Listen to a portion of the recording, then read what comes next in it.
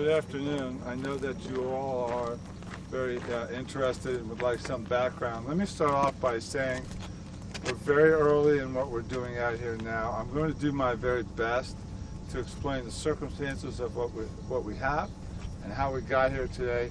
You all are going to have to be somewhat patient with us. There's some things I just am not going to be able to answer. Let me start off by saying that this afternoon, Stephen Williams, Tricia Todd's former husband, pled no contest to the second-degree murder of Tricia Todd. As a part of that negotiated plea, Williams will be sentenced to 35 years in state prison. Williams also agreed to reveal exactly where he buried Tricia's remains. Late this afternoon, Williams directed detectives to a site approximately 3 miles right over my right shoulder west on this dirt road out here at Hungryland, to a site where we are currently beginning to excavate.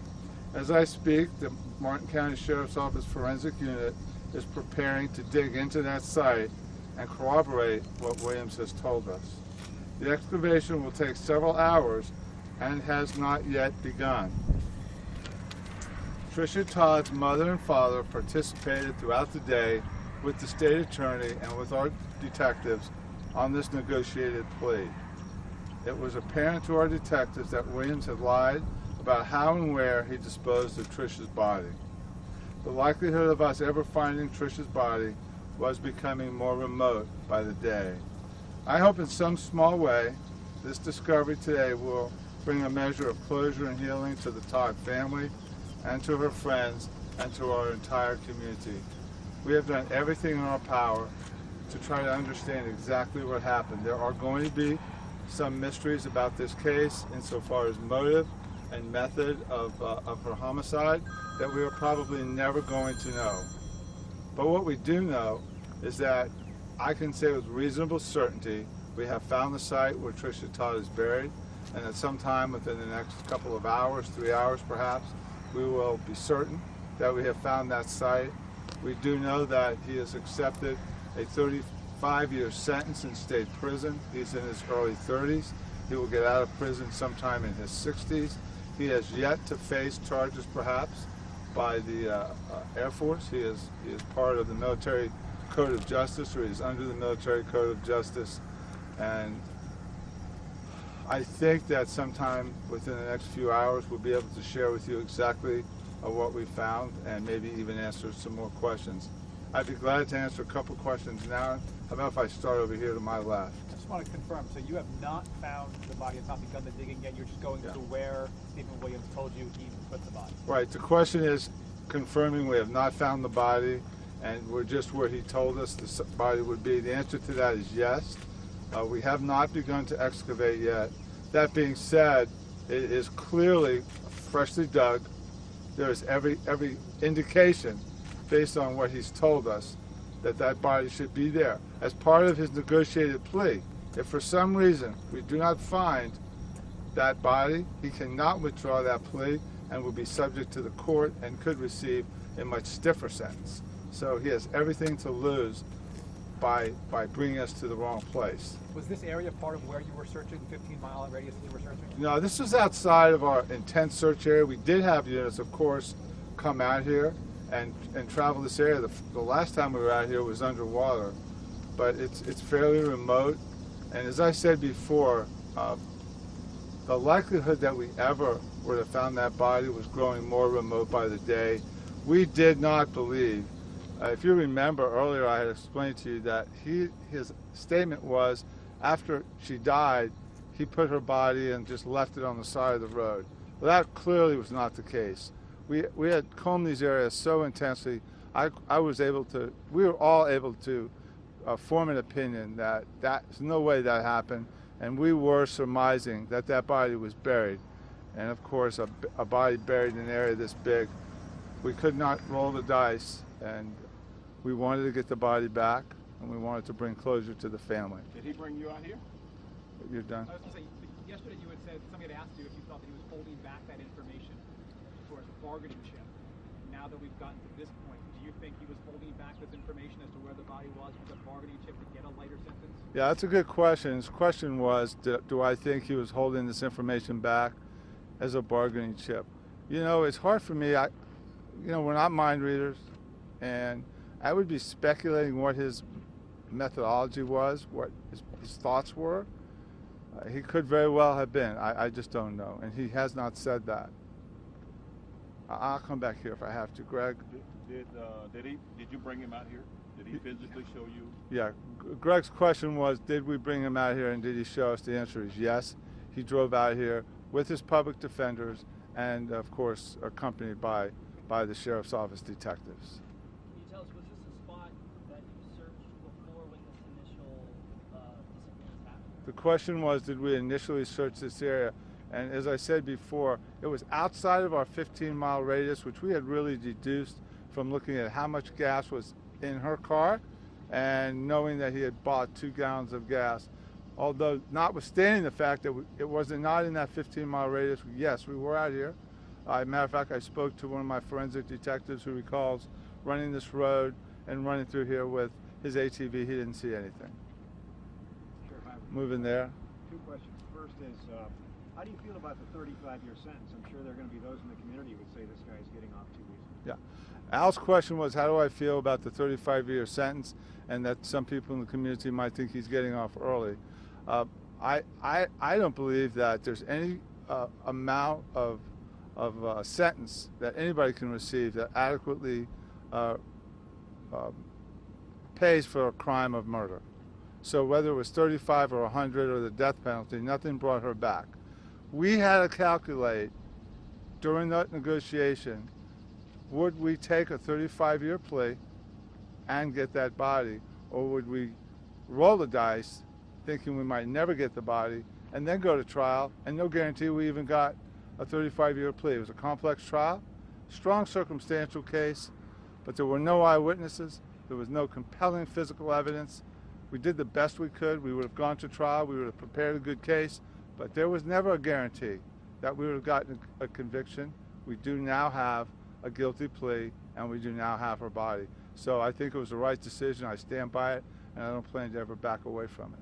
Did he say, I want 35 years, or did you say, okay, we'll give you 35 years? There was a level of negotiation that started out lower than that, and with the family's input and the family's cooperation, we did arrive at a number of 35 years. The family, at the end of the day, and I want to be very clear about that, the family made the final decision.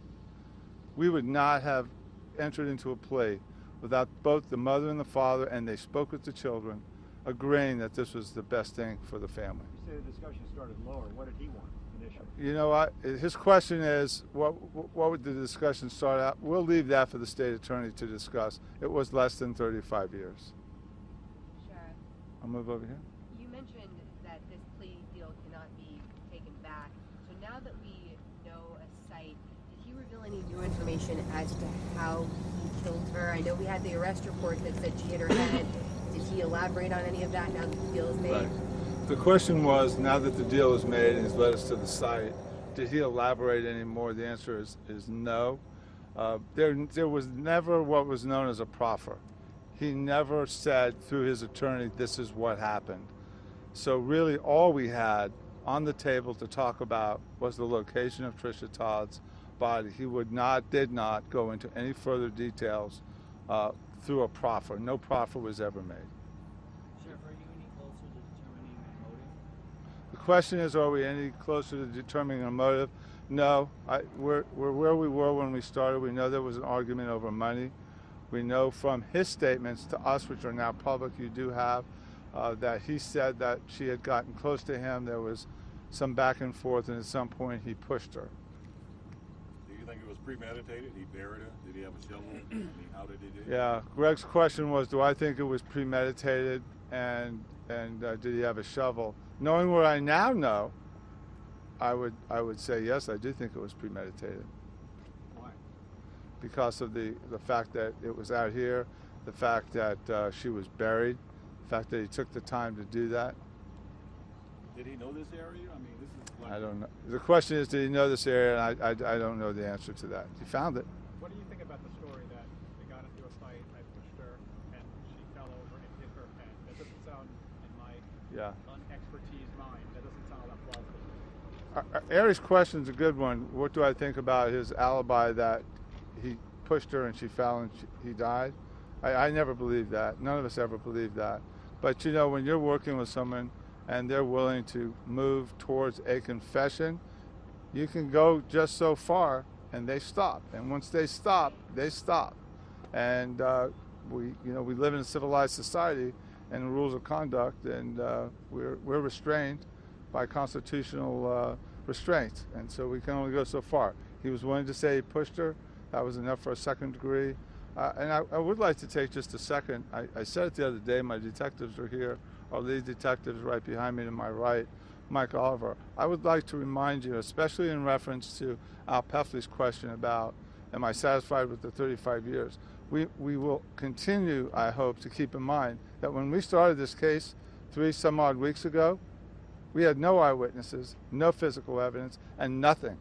And my detectives went from absolutely nothing, just a woman who did not come home, to a plea to second-degree murder, 35 years in prison, and the recovery of Tricia's remains. So we have come so far in such a short time. Yes, there may be some who say he should have received a stiffer sentence, but you can't judge this case going backwards. You can only judge it by what we had at the time. Sheriff, did he express any remorse at all? I've been with him some today, and I didn't hear it. The question was, did he express any remorse? And my answer is, I didn't hear it. Did their daughter witness what happened? The question is, did the daughter witness it? Just to clarify, she's under 3 years old. She was home at the time. We have no way of knowing where she was at the time of her murder. What's the military's role in this? Do they play a role in this?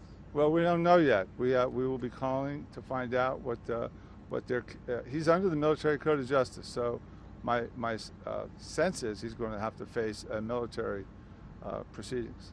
Sheriff, did you find a struggle at any of the scenes, her house, car, or anything? Greg's question is, did we find a struggle at her house or at any of the scenes or at the car? The answer is unequivocally no. And that's what one of the confounding issues were in this whole case. There was no sign of a struggle. There was no blood. There was nothing to indicate that an abduction had occurred at the site of her house, and there was nothing to indicate that any kind of struggle had occurred at the house he was renting. So there was an absence of physical evidence. What it was in the end was a fairly complex circumstantial case and expert interviewing techniques that resulted in his confession. Can you tell us how long the negotiation went on for this plea deal? The question was, how long did the negotiations go on? Today, several hours. Did he say how deep he buried the body and in his clothes? He did say it was not that deep, and we can actually already see just a little bit of what looks like it may be some container. I don't want to get out ahead of myself, but it does look like where he's pointed us, there may be a container in the ground. Sheriff, how long will the process go today? You said they haven't started the excavation process, but will you possibly have a body by tomorrow morning if this is the right spot? The question is, how long will this take? And you added that we haven't even started digging yet. I think within a few hours we will have excavated the site. This is a forensic excavation. We're not just going in with shovels. The detectives will painstakingly go through, because even if what I think we see may be a container, there may be other evidence that would be thrown into that hole. And even though there is a confession and a plea, we still want to get everything we can get, which may answer some of our questions here. What was the method of death? You know, how was it carried out? Can you say whether Did you or know not the ex-husband I'll come back over. I'm sorry. Did you know the ex-husband was lying from the get-go? Was that your hunch early on? The question was, did we know that he was lying from the get-go? Was that our hunch? You know, we're not mind readers. We don't have a crystal ball. In the very beginning, he had a plausible recounting. He gave a plausible recounting of what happened. It could have happened the way he said it, but it was not until we began to get video evidence that of course, we realized 100% that he was a suspect. You know, if you keep in mind, as I've explained a couple times, we really were on 2 tracks. Our hope was that Tricia had walked off and just wanted to be left alone. That the longer it went and the more clear it became that she hadn't walked off, because she wasn't using her money. There was no cards being used, no cell phone, no nothing. she had a daughter she loved. The longer that went, the more unlikely it was that she walked off, and the more likely it was that she had in fact fallen to foul play. And once that became more evident, he became the prime suspect. Can you say whether you found a burn pit? There were rumors about a burn pit. Can you say whether or not that was true? And have you found any of Tricia's belongings? The question is there anything to do with the burn pit? And have we found belongings? I've looked at the site. We've been out here for a couple hours now. There's no evidence of a burn pit and no evidence of personal items. Did he say if he dismembered the body? The question is, did he say if he dismembered the body? The answer is we have no statements from him other than the fact that he would take us to where the body was. Two quick things on the sentence again. So just so I know, sir, you're saying that you're okay with the 35 years that he got, and you think that's enough? Al's question is, am I okay with the 35 years and do I think it's enough? I am relieved that we have, if we're at the right site, and I think we are. That being said, I am relieved that we have found her remains. I am relieved that the family will now know where their daughter is, where their sister is, and we don't live in a perfect world. You know, in a perfect world, this wouldn't have happened in the first place. I think we've done the very best we can. The family has agreed with what we've done, and you know, we make a decision based on what we knew at the time. I think it was the right decision. Sure. Could he get out early for good behavior? How you feel about this whole thing coming to an end? What's going on in your mind? The question is, how do I feel about this? I feel profoundly saddened that we did not find Tricia Todd alive. I am beyond sad for the family. I spent some time with the mom and dad today. I think I see, these lights are hard on me, but I think I see one or two of the brothers in the background. If your question is, am I somewhat satisfied that we found her body, the answer is unequivocally no, but I am relieved that we found her body and that we can the family can begin the process of closure. My job, my detective's job, is to seek justice. I think we have done that in this case to the extent that we were able. Sheriff, can you talk about the timeline now that we have more information of that night? Do you believe that he took her here in her car, drove her car back to her house, ran from her? I mean, can you talk about that now that we have more information unfolding? I think the timelines that we have revealed all along are actually corroborated by this. It does appear that during the 2-hour gap, which we've talked about some, during that 2-hour gap, it was more than enough time to get out here and do what he did. And then drove her car to her residence and then literally walked or ran from her place back to Poinciana Gardens? Yeah, the follow-up question is, did he literally return her vehicle from here to her house and then run to Poinciana Gardens? Yeah, that's what he did, and we have the video of it. We have him crossing videos going back home. And that's one of the reasons we're here today. Once he goes to prison for 35 years, could he get out early perhaps for good behavior or for some game time or something? Al's question is, can he get out early on the 35 years? The answer is, in Florida, you have to do a minimum of 85%, so you can do the math. I think that's right under 30 years, 29 and change.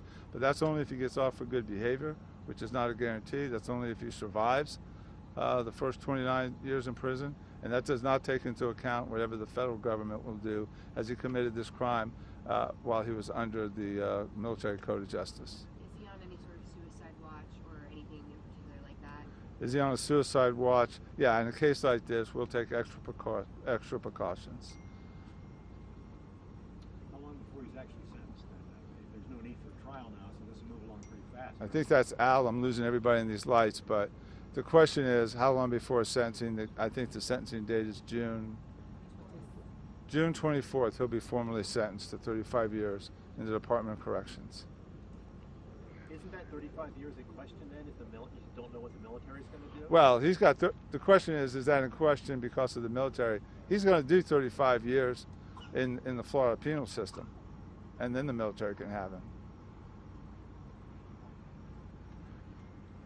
If I could just close on this note, just another thank you. We've had volunteers out all day today. I ran into off-duty sheriff's deputies who were spending their own time looking. I see the family back out there. I'm so sorry for your loss. I wish there was something more we could have done, but it's clear now that from the very beginning there was nothing any of us could have done any differently. And then my detectives said that the Raleigh, Durham, North Carolina detectives were amazing, tremendous amount of resources and help, and I publicly would like to thank them.